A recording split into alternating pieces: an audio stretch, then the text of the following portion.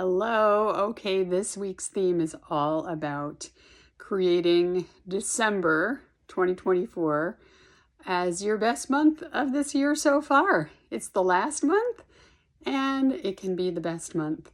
Every one of us, I know we all have had a different kind of year.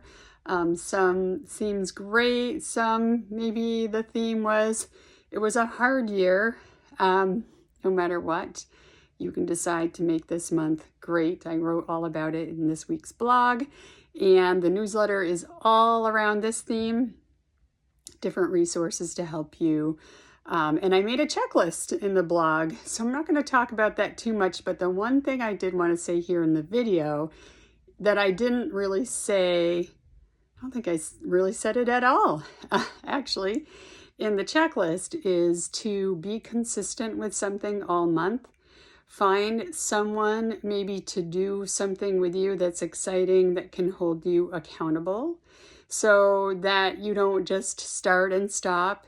And then the last thing is having some kind of routine around something. So morning routine, for instance, if you don't have a concrete morning routine or you want to think about changing it up, pick one thing to start with in the morning. Like what one thing could you start doing differently? Maybe it's what time you're getting up. Maybe it's the activities you're doing first thing in the morning, or it could be a wind down routine, like one that I continuously am stumped on, which I know will make my life better when I really get it handled, is turning off my phone completely, except for unless my kids text me from 8 o'clock on, so that my brain gets a better rest. I know I've done it enough times now that I know it actually works really well. It is true. I get a better rest. I get more sleep. I read my book.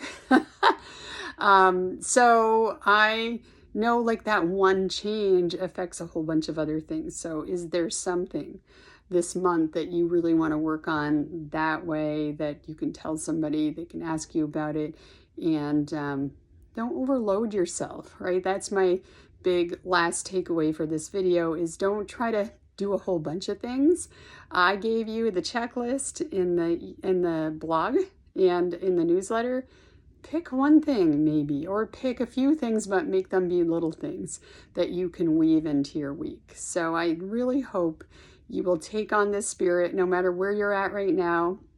And especially if you're watching me and reading what I wrote and you're thinking, she has no idea what's going on in my life right now. I don't. Probably. Most likely I don't. And I still think that you can do it. And I'm going to ask you to really stretch yourself.